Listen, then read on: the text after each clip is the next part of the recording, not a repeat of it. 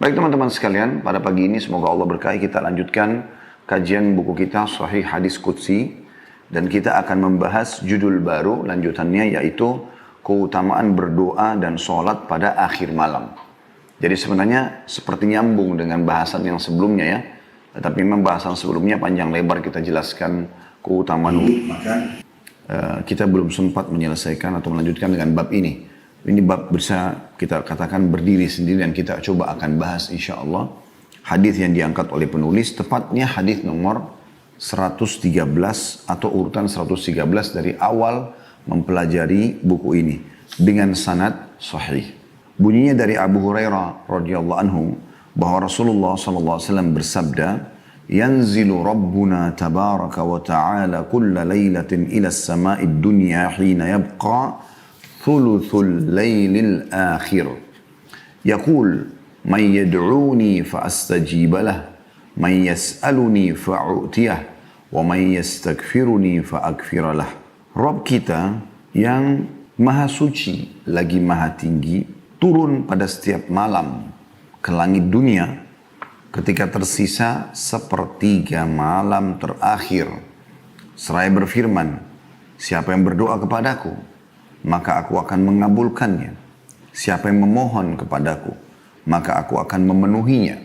Dan siapa yang memohon ampunan, taubat kepadaku, maka aku akan mengampuni." Diriwayatkan oleh Bukhari, Muslim, Abu Dawud, Tirmidzi, Ibnu Majah, dan juga An-Nasai. Seperti biasa teman-teman sekalian, kita akan bedah hadis ini insyaAllah menjadi atau mengambil darinya beberapa manfaat. Yang pertama, potongan hadis ini yang Nabi SAW mengatakan yanzilu Rabbuna tabaraka wa ta'ala. Dimaksud dengan turunnya Tuhan kami atau Tuhan kita yang maha berkah dan maha tinggi. Kalimat Nabi SAW yanzilu mengisbatkan atau menetapkan sifat turunnya Allah. Kalau Allah subhanahu wa ta'ala benar-benar dengan kemahasempurnaannya ya, turun. Dan kita sudah tahu turun itu berarti dari atas ke bawah. Jadi ini menetapkan ada perbuatan Allah subhanahu wa ta'ala yang Allah lebih mengetahui seperti apanya karena tugas kita mengimaninya. Dan tidak boleh kita mengalihkan maknanya. Mengatakan bukan Allah yang turun, tapi rahmatnya misalnya. Karena Nabi SAW memastikan dengan bahasa yang jelas, yanzilu Rabbuna tabaraka wa ta'ala. Berarti Tuhan kita turun, ya, yang maha tinggi dan maha berkah. Jadi ini bahasa turun ini adalah menandakan Allah subhanahu wa ta'ala, zat yang maha mulia, mendatangi kita. Ya, mirip dengan hadis yang sebelumnya sudah kita jelaskan bagaimana Nabi SAW mengatakan telah datang kepadaku Tuhanku. Sebenarnya tentu Allah Subhanahu Wa Taala ya, yang menyambut ya, hamba-hambanya dengan memberikan peluang mereka agar bisa ya, memohon kepadanya. Kemudian potongan yang kedua, kulla lailatin, setiap malam. Ya. Kalimat kulla laila berarti tidak tertinggal satu malam pun dari malam-malam dunia kecuali Allah subhanahu wa ta'ala turun ke langit bumi. Dan ini juga menandakan setiap harinya, setiap malamnya Anda punya peluang untuk bertemu dengan Tuhan Anda, Allah subhanahu wa ta'ala, untuk bermunajat tentunya kepadanya walaupun tidak melihat secara zat. Dan Allah subhanahu wa ta'ala memang tidak terlihat oleh makhluknya di dunia, tapi akan terlihat di akhirat nanti ya, karena Allah maha besar, maha kuasa. Allah sudah memang memasang hijab antara dia dengan hambanya di dunia ini, sebagaimana pernah ditanyakan kepada Nabi SAW oleh Aisyah radhiyallahu anha, hal tara rabbak, apakah anda melihat Tuhan anda pada saat sedang mi'raj ke langit? Maka jawaban Nabi SAW, Allahu nurun ala nur anna arah. Allah itu cahaya di atas cahaya, bagaimana aku bisa melihatnya? Juga Nabi Musa alaihissalam sempat bertanya, memohon kepada Allah agar diperlihatkan atau melihat Allah. Ya. Dia mengatakan, A'udzubillahi minasyaitonirrajim, dalam Al-Quran diceritakan, Rabbi arini anzur ilaik. Wahai Tuhanku, izinkan aku melihatmu. Qala lan tarani walakin anzur ilal jabal. Kau tidak akan pernah bisa melihatku. Tapi kalau kau tetap berpikir masalah itu, lihatlah ke gunung-gunung itu. Fa in istaqarra makanahu fasawfa tarani. Kalau gunung-gunung itu bisa menampung, bukan menampung. Saya tarik kalimat ini, bisa ya, menerima kedatangan Allah Subhanahu wa taala, maka kau akan bisa melihatku. Falamma tajalla rabbu lil jabal, pada saat Allah dengan kemahasempurnaannya ya, ingin datang ke gunung itu, ja'alahu dakka, maka hancur lebur gunung itu. Wa kharra Musa sa'iqa, dan Musa pun akhirnya pingsan. Ya. Pada saat dia terkaget, dia pun bertobat kepada Allah Subhanahu wa taala.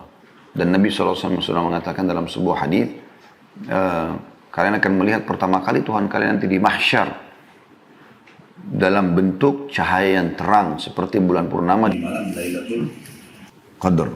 Ya. Kemudian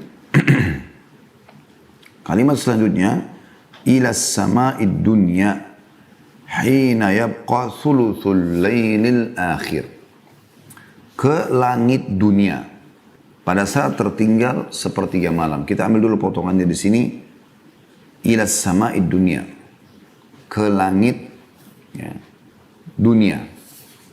Ada riwayat juga menjelaskan tentang Allah Subhanahu wa taala menciptakan 7 lapis langit. Dan Nabi SAW di beberapa riwayat menyebutkan langit di atas kepala kita ini yang paling dekat dengan kita dikenal dengan sama'id dunia. Sama'id dunia. Gitu kan. Karena di atasnya itu ada langit yang kedua, langit yang ketiga, langit yang keempat, dan seterusnya. Sebagaimana Allah jelaskan dalam surah Al-Mulk di ayat 3-nya yang berbunyi, A'udzubillahi minasyaitonirrajim. Alladzi khalaqa sab'a samawatin tibaqa. Al-ayat.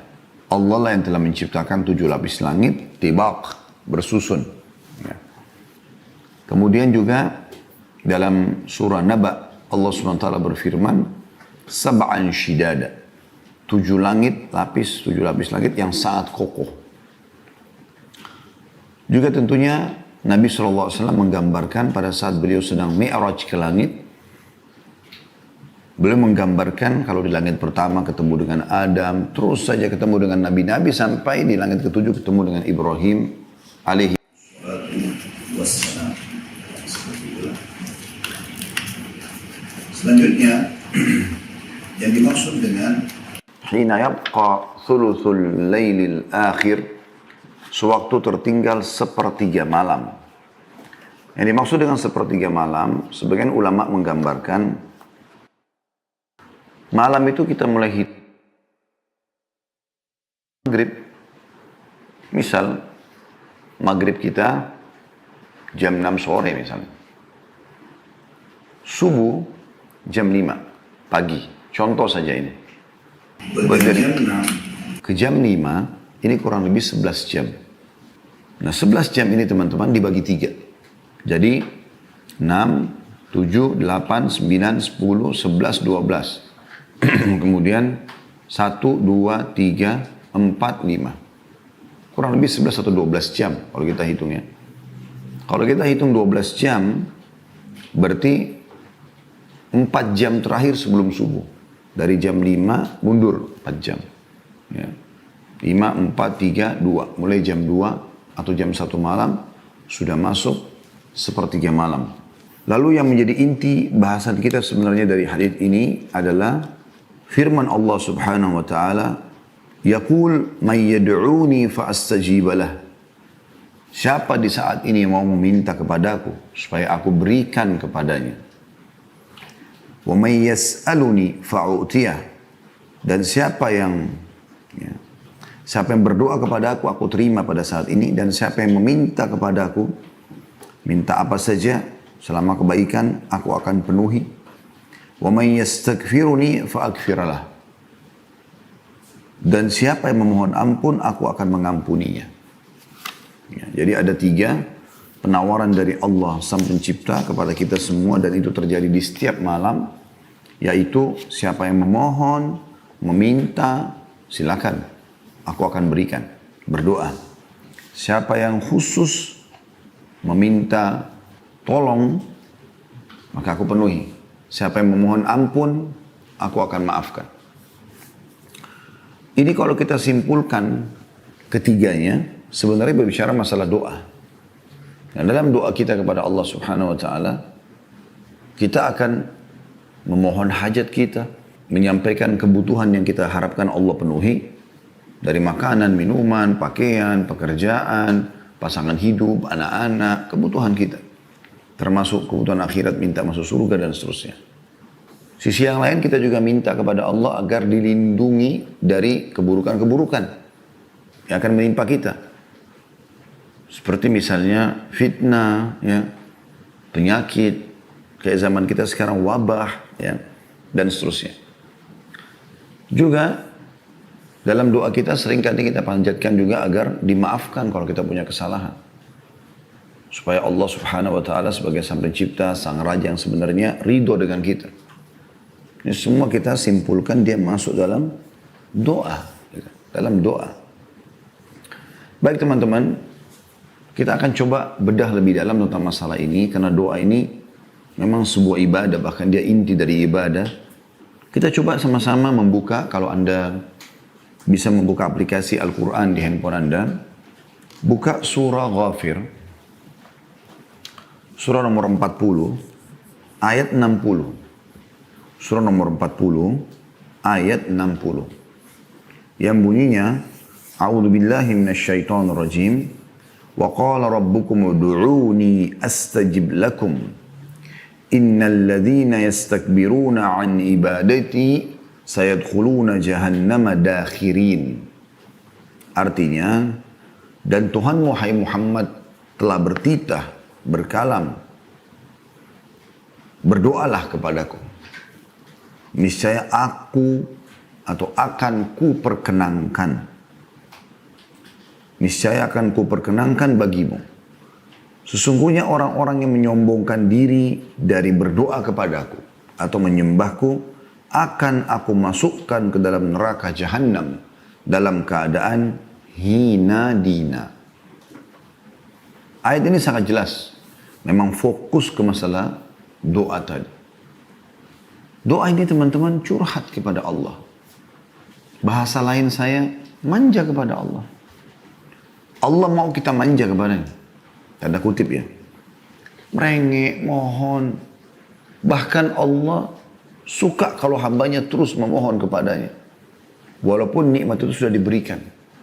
Tamak terhadap rahmat Allah, bagian daripada syariat kita. Misal, kita sehat, kita minta agar kesehatan itu ditambah.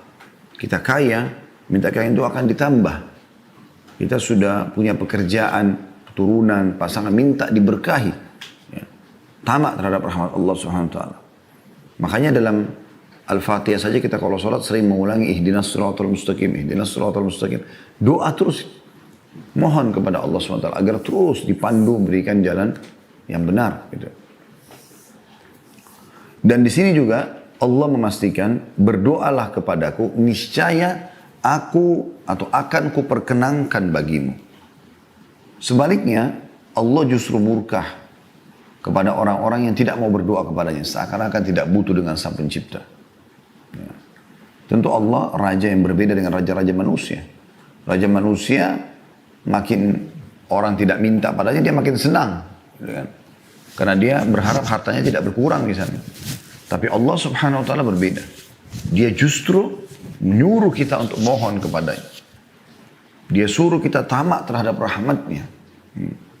Makanya Allah justru marah kalau kita tidak berdoa. Dianggap sombong oleh Allah Subhanahu wa Ta'ala. Makanya dikatakan, innal ladzina yastakbiruna an ibadati. Sesungguhnya orang yang sombong terhadap berdoa kepadaku, menyembah kepadaku, maka pasti aku akan masukkan ke dalam neraka Jahannam dalam keadaan hina dina. Baginda Nabi SAW mengingatkan masalah doa, mengatakan ad-du'a huwal ibadah. Doa itu adalah inti ibadah. Ya. Jadi kalau Anda sudah sering berdoa, berarti diikuti dengan keimanan Anda kepada Allah, otomatis. Nah, mungkin Anda memanjatkan sesuatu yang Anda tidak yakin, gitu kan?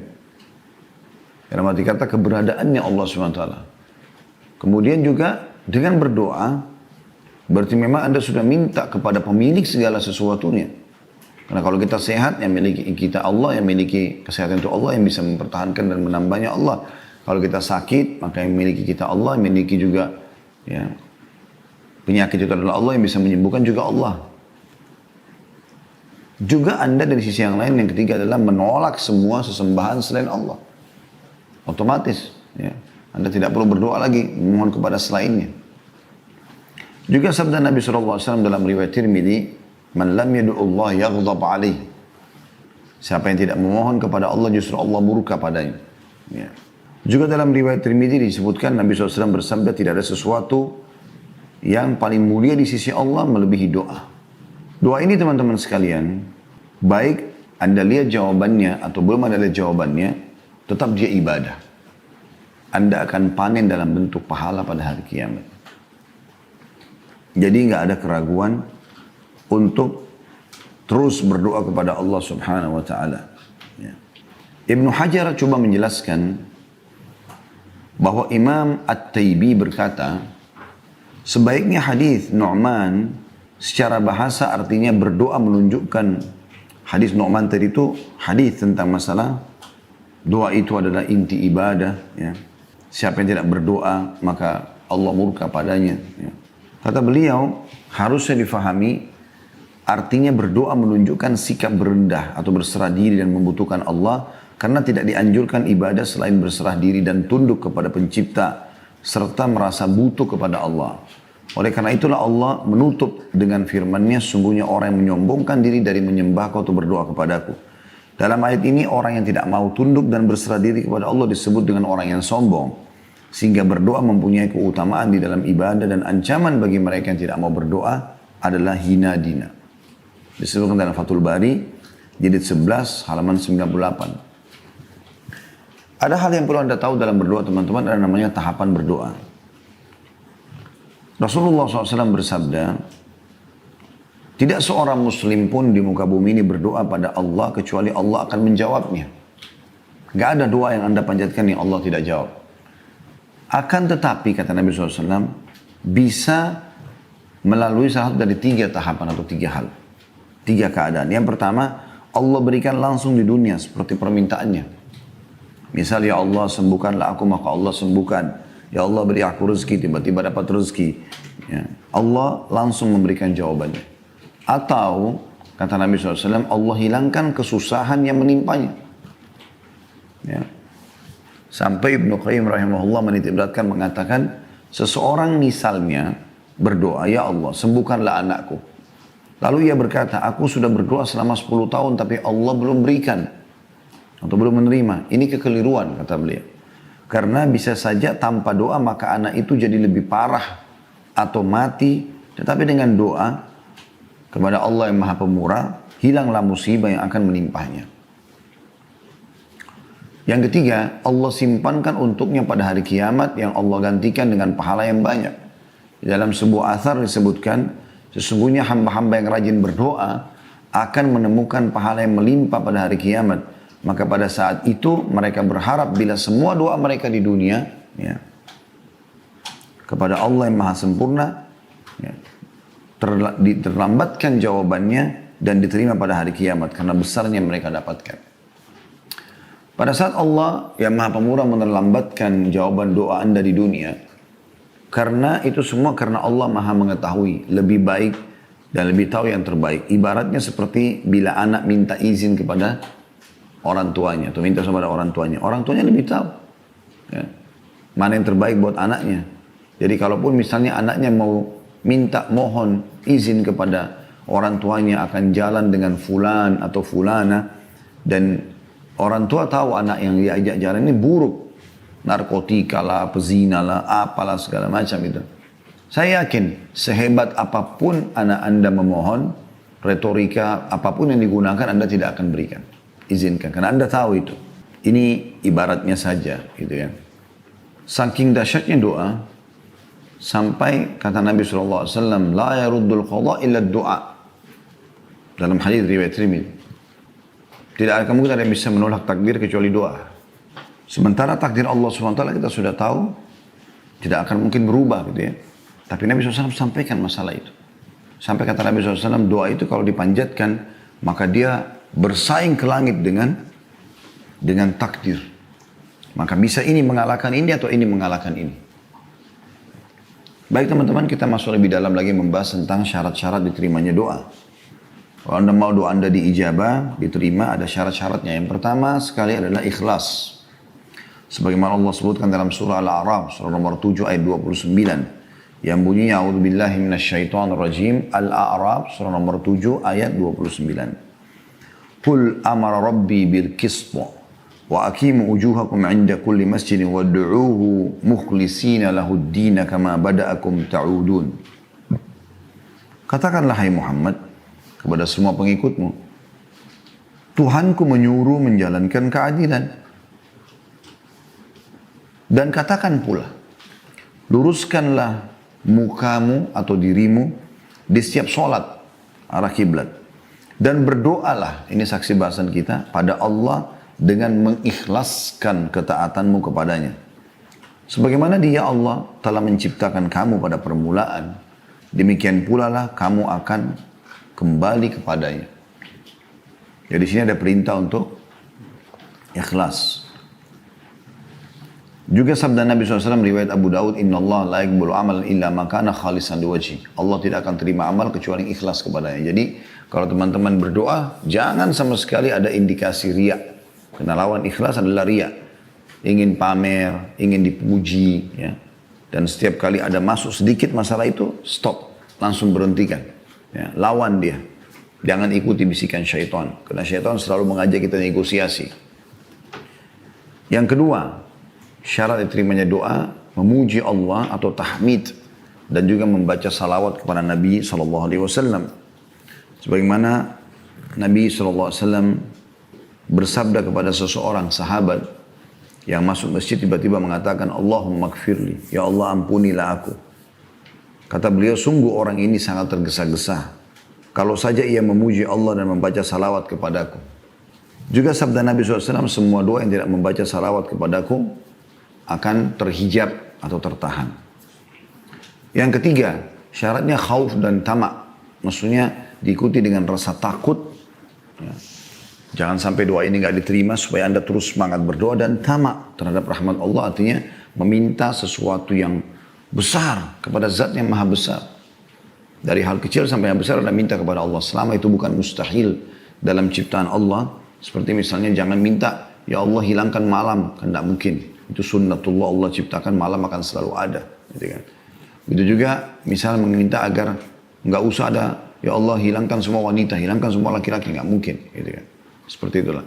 Tapi selama itu sesuatu yang boleh dalam syariat Allah SWT, maka panjatkan.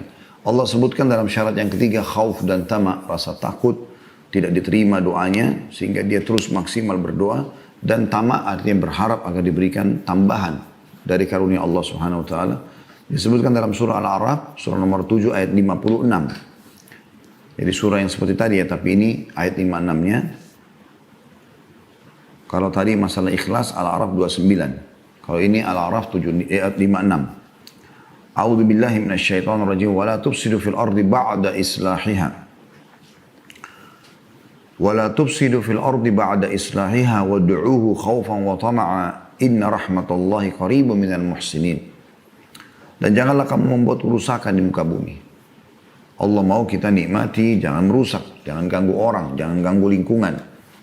Sesungguhnya Allah, atau sesudah Allah memperbaikinya, sudah Allah mengaturnya dengan bagus, jangan diganggu lagi. Nikmati saja, dan berdoalah kepadanya dengan rasa takut, khawatir tidak diterima, dan juga tamak, harapan yang besar. Karena Allah gunakan kalimat ini, khaufan wa tama'a. Dengan harapan atau tamak akan dikabulkan Ya. Sesungguhnya rahmat Allah amat dekat kepada orang-orang yang berbuat baik. Yang keempat, menggunakan asma'ul husna, nama-nama dan sifat-sifat Allah yang mulia.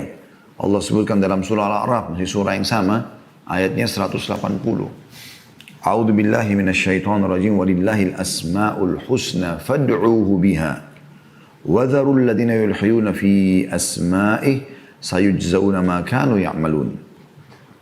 Hanya milik Allah asma'ul husna itu, nama-nama yang mulia. Maka bermohonlah kepadanya, kepada Allah, dengan menyebut asma'ul husna itu. Dan tinggalkanlah orang-orang yang menyimpang dari kebenaran dalam menyebut nama-namanya.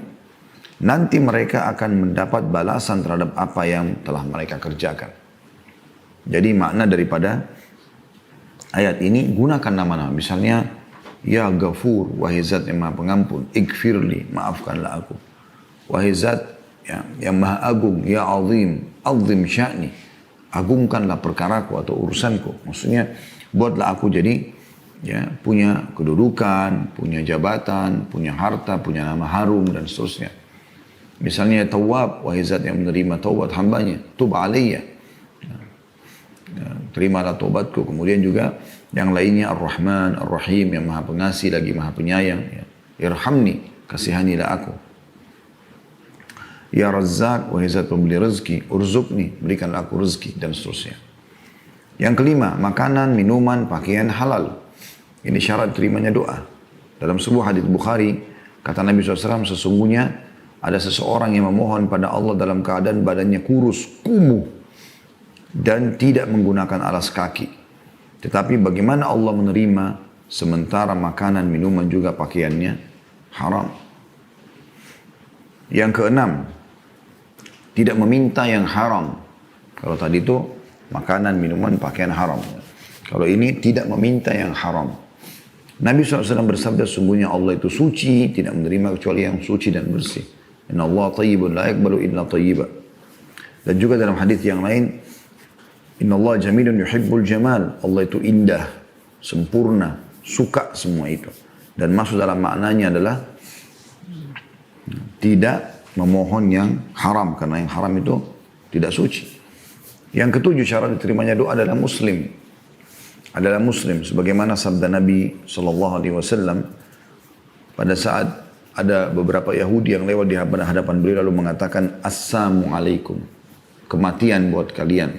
Maka Aisyah marah sambil mengatakan, kematian untuk kalian, dan semoga Allah memberikan kalian laknat. Kata Nabi SAW, wahai Aisyah, pelan-pelan lah, alaiki birrifq, lembut aja. Kata dia, ya Rasulullah, tidak anda dengar apa yang mereka berdoa? Sampaikan. Kata Nabi SAW, tidak kau dengar bagaimana jawabanku? Sesungguhnya doa kita kepada Allah untuk mereka diterima. Doa mereka kepada Allah untuk kita tidak diterima. Berarti kan ada masalah muslimnya di sini. Ulama hanya membatasi satu-satunya doa orang kafir yang diijabah adalah kalau dia terzalimi. Di saat itu, ya, diterima doanya kalau dia terzalimi. Sebagaimana dalam hadis Bukhari, Mu'adz bin Jabal radhiyallahu anhu pada saat diutus ke Yaman untuk berdakwah, maka di saat itulah Nabi alaihi salatu wassalam mengingatkan, wattaqi da'watal madlum fa inna laysa bainahu wa bainallahi hijab. Hati-hati kamu, ya, dengan doanya orang-orang terzalimi. Sebab yang didakwai sebenarnya orang kafir oleh Mu'adz bin Jabal. Karena sungguhnya, ya, tidak ada hijab antara dia sama Allah. Yang kedelapan, tidak tergesa-gesa. Rasulullah SAW mengatakan, yustajabu li ahadikum malam ya'jal, pasti diterima doa seseorang di antara kalian selama tidak tergesa-gesa. Para sahabat bertanya, wa kaifa ya'jal ya Rasulullah, bagaimana cirinya orang yang tergesa-gesa itu? Kata Nabi SAW, yaqulu da'autu wa lam yustajabu li fatarakat doa. Dia mengatakan, aku sudah berdoa dan belum melihat jawabannya, maka dia meninggalkan doa setelah itu. Ya. Jadi masuk dalam masalah tergesa-gesa sini, kata sebagian ulama, adalah tidak terburu-buru dalam mengucapkan doa yang penuh dengan harapan, dan tidak terburu-buru dalam menunggu jawabannya. Sabar gitu. Ya. Ada prosesnya. Yang kesembilan, memaksimalkan tempat dan waktu diterimanya doa. Seperti di wilayah Haram Mekah, ya, ada multazam antara Hajar Aswad dengan pintu Ka'bah. Semoga Allah SWT nanti mudahkan kita kembali umrah dan haji insyaAllah. Kemudian meminum air Zam-Zam, ya. Kemudian di Arafah, pada saat lagi haji, itu tempat misalnya.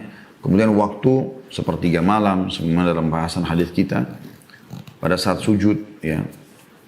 Kemudian sebelum salam akhir, pada saat berpuasa, ya.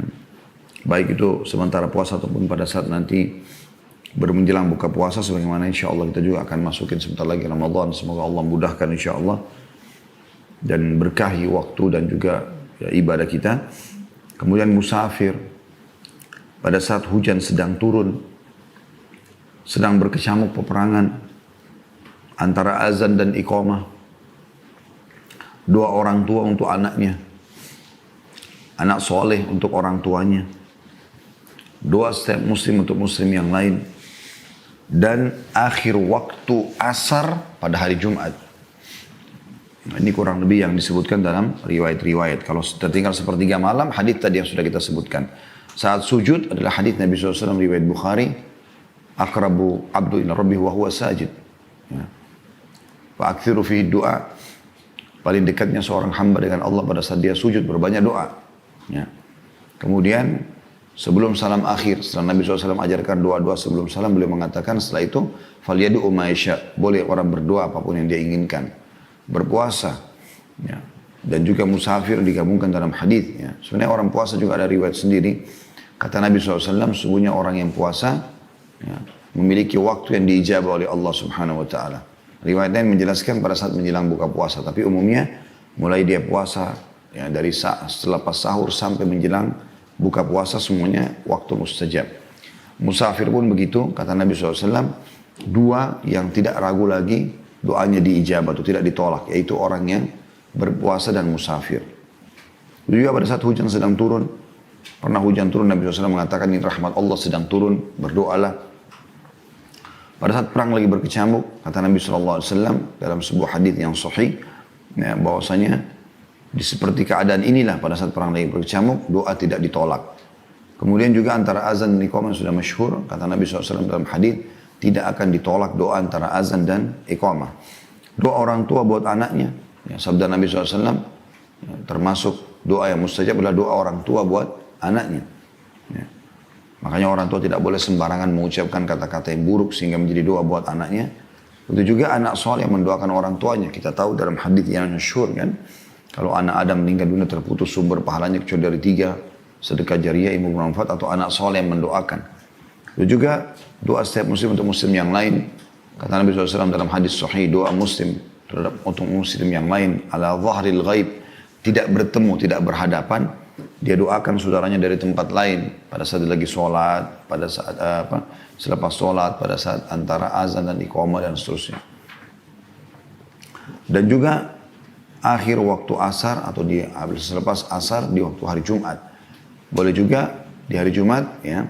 Semoga Allah SWT juga kembalikan kita bisa Jumat lagi seperti biasa. Itu terjadi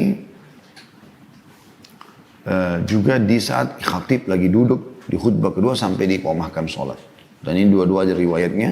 Kata Nabi SAW, hari Jumat ada 12 waktu, tidak ada seorang muslim yang berdoa pada saat itu kecuali diijabah. Dan fokuslah ya, pada saat khatib sedang duduk ya, di khutbah kedua sampai diiqamahkan sholat. Riwayat lain, Jumat itu 12 waktu, ya, atau seperti itu lafadznya.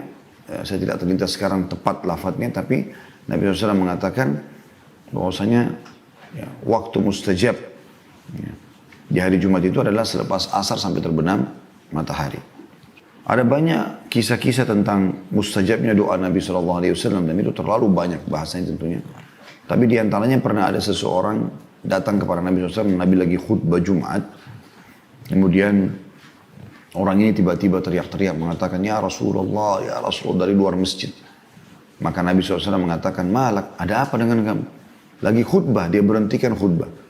Orang lagi hening mendengarkan khutbah Nabi SAW. Maka dia mengatakan, telah terputus jalan-jalan, mati hewan-hewan ternak kami, bahkan kering, kami pun tidak bisa minum, tidak bisa masak segala macam. Tidak ada air. Mohonlah kepada Allah, seakan-akan dia mau mengatakan, mumpung anda di atas mimbar, mohon kepada Allah supaya turun hujan. Maka kata Anas bin Malik perawi hadis ini radhiyallahu anhu, Pada saat itu saya melihat ke langit karena masjid Nabi itu tidak ada atapnya. Langit seperti kaca, nggak ada awan. Kalau tidak ada awan, tidak hujan. Karena air dibawa oleh awan dengan hikmah Allah, turunlah hujan dari situ. Semana Allah sebutkan dalam ayat-ayat Al-Quran. Dan kita sudah tahu prosesnya memang seperti itu. Maka kata Anas bin Malik, Nabi SAW pun berdoa dengan mengucapkan 2 kali, Allahumma agithna, Allahumma agithna. Ya Allah berikanlah kami hujan, berikanlah kami hujan. Maka tiba-tiba kata Anas bin Malik, belum khutbah Nabi SAW selesai, kecuali Madinah sudah dipenuhi dengan awan-awan yang gelap, lalu turunlah hujan lebat. Dan kami tidak melihat matahari selama sepekan. Jumat setelahnya datang orang yang sama lagi dari luar masjid mengucapkan lagi kalimat yang sama. Ya Rasulullah, ya Rasulullah. Kata Nabi SAW, ada apa lagi? Dia mengatakan, ya Rasulullah, terputus jalan-jalan kami. Hewan-hewan kami bisa binasa, kami pun bisa binasa. Karena ini banjir sekarang, hujan terus. Mohon kepada Allah agar diberhentikan. Maka ini salah satu mukjizat Nabi SAW. Beliau pun berdoa, ya Allah jadikanlah hujan ini kebaikan buat kami, bukan masalah buat kami. Ya Allah alirkanlah air hujan ini ke, dari gunung, ke lembah-lembah, dan ke tempat-tempat tumbuhnya pohon-pohon gitu kan. Supaya ada resapan gitu ya. Lalu Nabi SAW kata Anas bin Malik menunjuk ke awan-awan yang ada di atas kota Madinah, dan tidak ada satupun awan ditunjuk oleh Nabi SAW kecuali bubar. Artinya tidak ada lagi awan pada saat itu. Kalau Allah menerlambatkan doa hamba, bisa karena cinta Allah kepadanya. Dalam sebuah riwayat dikatakan sungguhnya bila Allah mendengar doa yang indah dari hambanya, maka ia pun menerlambatkan jawabannya agar hamba tersebut tetap dalam doanya. Allah itu sangat sayang dengan kita. Allah nggak mau kita mengembalikan atau dikembalikan tangan kita dalam keadaan kosong. Sebagaimana dalam hadis Bukhari juga dijelaskan, Allah malu mengembalikan tangan hambanya yang sudah diangkat ke langit dalam keadaan kosong. Allah SWT berikan, bukan tidak berikan. Bahkan banyak orang mungkin yang tidak menyadari kalau Allah sudah berikan kepada dia. Ya, cuma memang melalui prosesnya, ada tahapannya. Yang penting teman-teman sekalian, doa jangan pernah putus asa. Jangan pernah batasi doa itu. Kisah masyhur Nabi Zakaria alaihissalam, bagaimana beliau berdoa selama 70 tahun agar diberikan keturunan dari umur 30 sampai 100 tahun. Anda bisa baca dalam surah Maryam tentunya ya. Surah nomor 19 ya, ayat 1 sampai ayat 10 ya. Bagaimana Allah menggambarkan Nabi Zakaria berdoa terus sampai dia sudah tua, maka Allah berikan ijabah. Begitu juga Allah jelaskan tentang Nabi Zakaria ini dalam surah Al-Anbiya, surah nomor 21 ayat 89 sampai 90. Juga dalam surah Al-Imran, surah nomor 3 ayat 38 sampai 41. Al-Imran, surah nomor 3 ayat 38 sampai 41. Nah, ini sudah sering saya ulangi sebenarnya, termasuk dalam majelis kita, tentang kisah Nabi Zakaria. Anda pun bisa kembali ke judul ceramah kami, Dahsyatnya Doa. Dan beberapa poin ini saya bacakan dari makalah atau PowerPoint yang saya susun tentang masalah dahsyatnya doa itu. Begitu juga dengan Nabi Ayyub alaihissalam yang sudah diuji oleh Allah Subhanahu wa taala dengan beragam macam ujian. Dia bahagia selama 20 tahun. Ada cobaan berat dalam hidupnya. Dia gagah, dia nabi, dia dianggap sebagai tokoh masyarakat di kaumnya. Dakwanya diterima. Istrinya cantik, subur, sampai melahirkan 12 anak laki-laki. Semua anaknya tampan-tampan, pintar-pintar. Ternaknya banyak sekali. Ya, kebunnya juga subur. Ya. Tapi subhanallah, kuasa Allah SWT, Allah datangkan setelah 20 tahun cobaan. Maka Allah buat di hari pertama, Nabi Ayyub AS yang segar, yang kuat, tiba-tiba kena penyakit yang kita sudah tahu. Ya, pada saat itu diuji oleh Allah SWT penyakit kulit, sehingga menular dan orang semua menjauh kecuali istrinya. Kemudian yang hari kedua, Allah matikan semua anaknya yang lagi makan di sebuah ruangan. Lalu Allah rubuhkan bangunannya, mati semua tiba-tiba. Jadi sudah hari pertama tidak punya sakit-sakit tubuhnya. Hari kedua mati semua anaknya, 12-12-nya. Dan yang ketiga Allah datangkan hama, ya, sehingga mati semua hewan-hewannya dan kebunnya sempat terbakar. Hilang semua dalam 3 hari. Tapi beliau sabar. Terus berdoa kepada Allah Subhanahu wa ta'ala. Bersabar. dan minta kepada Allah Subhanahu wa taala dengan santun, dengan ramah. Allah sebutkan dalam surah Al-Anbiya surah nomor 21 ayat 83 sampai 84, ini pelajaran yang luar biasa ini. Allah berfirman, A'udzu billahi minasyaitonir rajim, wa ayyuba idh nada rabbahu anni massani ad-dur wa anta arhamur rahimin. Dan ingatlah kisah Ayyub pada saat dia mohon kepada Tuhannya, ya, bahwasanya saya telah ditimpa cobaan penyakit ini dan kau zat yang maha penyayang. Dan ini doa beliau sampaikan setelah 20 tahun diuji. Sabar. Ya. Sampai waktu sudah 18 tahun berlalu, istrinya sempat bertanya, mengatakan, wahai Ayyub, mintalah kepada Allah, tidak usah minta, mohon kepada Allah agar diberikan anak lagi, jadi kaya lagi. Anda sembuh aja biar bisa berdakwah. Maka Nabi Ayub bertanya pada istri, berapa tahun kita bahagia? Kata istrinya 20 tahun. Berapa lama kita sekarang melalui cobaan? Kata istrinya 18 tahun. Kata Nabi Ayub, saya masih malu minta sama Allah. Maka setelah itu dia minta kepada Allah setelah 20 tahun dan dia mengucapkan kalimat yang mulia ini. Dan ingatlah ketika Ayub memohon kepada Tuhannya bahwasanya saya ditimpa penyakit. Bukan dia bilang, ya Allah sudah 20 tahun sembuhkan saya. Enggak, dia mengatakan, wa anta arhamur rahimin. Dan kau zat yang maha penyayang. Maksudnya terserah, mau sembuhin saya iya, kalau enggak juga enggak ada masalah. Tapi kau zat yang maha penyayang, pasti kau tahu kebutuhanku. Maka Allah mengatakan, fastajabna lahu wa kashafna ma bihi min dur. Maka kami terima permintaan dia dan kami angkat penyakitnya. Apakah dengan begitu saja? Tidak. Kalau Anda menikmati prosesnya dan Anda sabar, yang terjadi adalah dikatakan wa atainahu ahlahu wa mithlahum ma'ah. Dan pada saat itu kami berikan, kami kembalikan keturunannya, kami buat lagi, maksudnya di sini kata sebagian ulama tafsir, kami kembalikan keluarganya kepadanya, maksudnya buat istrinya hamil melahirkan anak, laki-laki lagi, dikatakan wa mithlahum ma'ah, dan kami lipat gandakan bilangan mereka. Tadi anaknya 12 jadi 24. Tadinya hartanya melimpah jadi miskin. Tiba-tiba penyakitnya sembuh. Kemudian masyarakatnya datang gembira karena Nabi Ayub sudah sembuh. Mereka menghibahkan harta-harta kepada Nabi Ayub. Nabi Ayub menjadi lebih kaya dari sebelumnya, dari 20 tahun yang lalu, dalam seketika, dalam sehari. Lalu istrinya pun dengan hikmah Allah SWT terlihat tanda hamil, lalu melahirkan anak double dari jumlah yang sebelumnya. Allah mengatakan, setelah mengatakan wa mithlahum ma'ahum, dan kami lipat gandakan bilangannya, rahmatan min indina, sebagai rahmat buat kami, wa dzikra lil abidin, dan peringatan bagi hamba-hamba. Gitu kan? Juga Nabi Yunus alaihissalam yang masyhur, setelah dia meninggalkan wilayah Nainawa, kemudian dia coba mencari lokasi dakwah lain, padahal sebenarnya dia keliru pada saat itu, karena dia harusnya bersabar. Yang terjadi adalah akhirnya Allah SWT masukkan dia ke dalam belut ikan paus, dan Allahu alam berapa lama dia di sana. Tapi setelah itu dia berdoa kepada Allah Subhanahu Wa Taala. Dia berdoa kepada Allah SWT dan Allah ijabah dia. Bahkan saking tulusnya Nabi Yunus berdoa kepada Allah pada saat itu dan mengakui kesalahannya, mengatakan la ilaha illa anta subhanaka inni kuntu minadh dhalimin. Ya, tidak ada Tuhan yang berhak disembah kecuali Engkau, maha suci Engkau, aku termasuk orang-orang zalim. Kata Nabi SAW, tidak ada seorang pun yang berdoa menggunakan apa yang diucapkan oleh Yunus ini kecuali diijabah. Kecuali diijabah. Dalam surah Al-Anbiya disebutkan kisahnya, surah nomor 21 ayat 87 sampai 88. A'udzu billahi minasyaitonir rajim, wa dhannuni idz dhahaba mughadiban fa dhanna an lan naqdira alayhi fanada fi dhulumati an la ilaha illa anta subhanaka inni kuntu minadh dhalimin fastajabna lahu wa najjaynahu minal gham wa kadzalika nunjil mu'minin. Dan ingatlah kisah Zannun atau Yunus, ketika ia pergi dalam keadaan marah kepada kaumnya karena tidak mau menerima dakwanya. Lalu ia menyangka bahwa kami tidak akan mempersempit atau menyulitkannya. Dia pikir itu boleh. Allah tidak hukum dia, padahal sebenarnya Allah akan marah sama dia. Kenapa tinggalin lokasi dakwah sebelum ada perintah? Walaupun niatnya baik.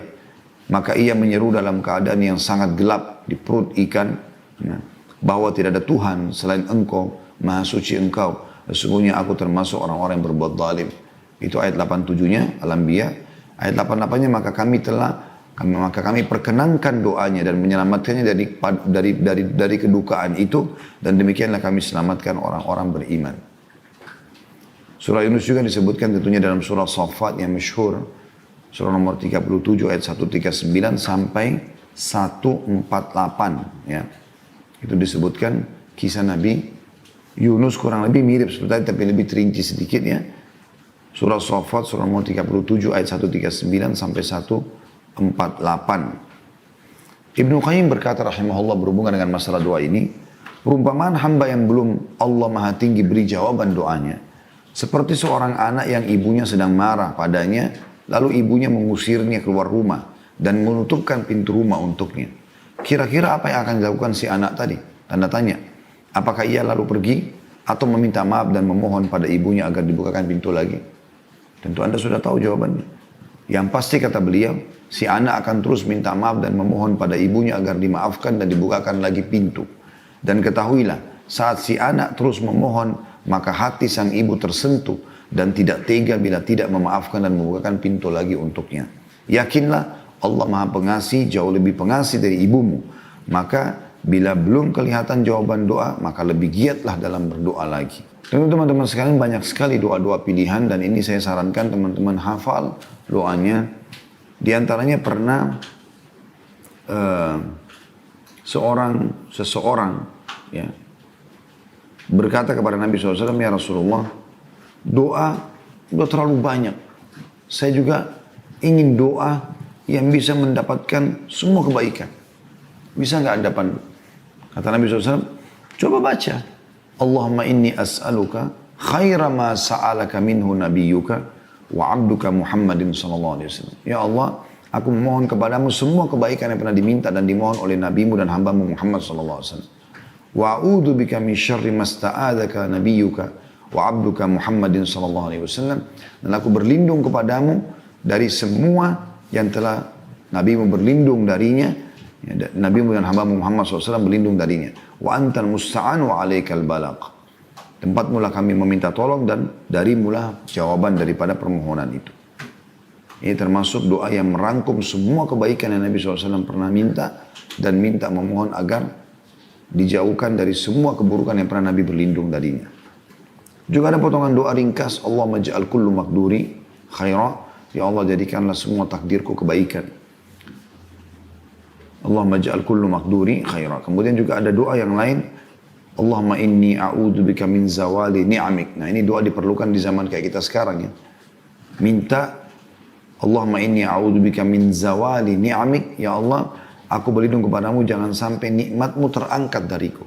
Hilangnya nikmat, kesehatan ya, kekayaan, keturunan dan seterusnya.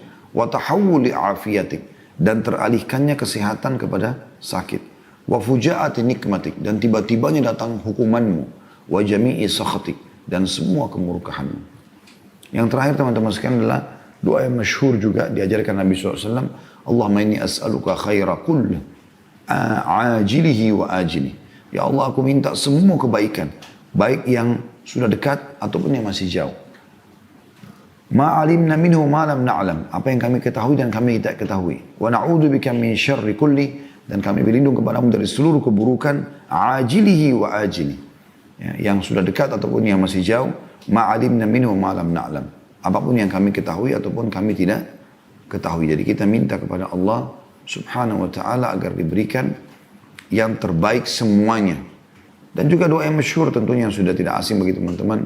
Rabbana atina fid dunya hasanah wa fil akhirati hasanah wa qina adzabannar wa adkhilnal jannata ma'al abrar ya aziz ya ghafar ya rabbal alamin. Di setiap tawaf kita disuruh ulangi 7 kali tawaf, selalu bacain Rabbana atina fid dunya hasanah, berikanlah kami seluruh kebaikan di dunia, wa fil akhirati hasanah, seluruh kebaikan di akhirat, wa qina adzabannar, dan jauhkanlah kami dari siksa api neraka, wa adkhilnal jannata ma'al abrar, dan masukkanlah kami ke dalam surga bersama dengan orang-orang yang patuh. Ya Azizu ya Ghaffar, wahai zat yang maha mulia dan juga maha pengampun. Ya Rabbal Alamin, wahai Tuhan alam semesta. Ya. Pernah ada seorang sahabat, dia sakit keras. Ya. Kita tutup dengan ini, sakitnya luar biasa kerasnya. Ya. Dan orang-orang pun pada heran, belum ada orang kena penyakit seperti itu. Teriak-teriak kesakitan segala macam. Sampai Nabi SAW menjenguknya. Lalu Nabi bilang pada saat lihat dia, doa apa yang kau sampaikan kepada Allah? Dia bilang, ya Rasulullah, saya bilang, Ya Allah, kalau seandainya ada hukuman yang Engkau akan timpakan atas dosa-dosaku, dosa-dosa di dunia, di akhirat nanti, maksudnya dengan dosa di dunia aku buat, di akhirat aku akan dihukum, maka majukanlah di dunia. Jadi hanya dia sakit seperti ini, kena hukuman akhirat dia minta dimajukan. Kata Nabi SAW, subhanallah, maha suci Allah. Kenapa kau tidak akan mampu menampung itu? Kenapa kau tidak baca Rabbana atina fid dunya hasanah, wa fil akhirati hasanah wa qina adzabannar? Itu yang kau minta, minta kebaikan. Termasuk kebaikan dimaafkan kesalahanmu. Jadi tidak usah dihukum seperti itu. Allahu a'lam. Baik, bahasan kita teman-teman sekalian tentang masalah sepertiga malam, artinya salah satu waktu yang mustajab doa. Dan di saat-saat sekarang adalah saat-saat di mana kita hidupkan malam-malam kita dengan sholat malam, dengan berdoa, apalagi dengan keadaan waktu sekarang cukup banyak. Waktu kita di rumah, kita harusnya tidak boleh lagi luputkan malam hari. Kalau Anda belum terbiasa sholat malam lengkap, 8 rakaat dengan witir 3, minimal 2 rakaat. Menjelang azan subuh, hidupkan. Dan sebentar lagi akan masuk Ramadan. Walaupun misalnya kita belum bisa tarawih di masjid, nah kita bisa tarawih di rumah, yang merupakan sholat malam yang dimajukan. Maka jangan sia-siakan. Anda juga akan bangun makan sahur, itu waktu mustajab doa. Jangan hanya habiskan waktu dengan makanan dan minuman juga tontonan, tapi berdoa, itu mustajab. Bayangkan teman-teman kalau Anda punya hajat dengan salah satu orang di dunia, lalu dia mengatakan, misal presiden mengatakan datanglah ke istana saya atau ke kantor saya jam 6 pagi. Syaratnya lagi kau harus jalan kaki. Bawa ini dan itu. Maka saya akan kasih apa yang kau minta. Misal dia mau minta dibebasin tanahnya, dia mau minta dikasih jabatan. Saya yakin orang akan berbondong-bondong ke situ. Subhanallah. Allah datang sepertiga malam ke rumah kita tanda kutip di dunia, ya, di bumi ini, lalu menanyakan lagi, apa hajat kalian? Ada salah yang kalian lakukan mau minta maaf sama saya? Ya. Ada enggak pertolongan yang kalian butuhkan? Maka saya akan berikan. Jangan disia-siakan semua ini. Allahu a'lam.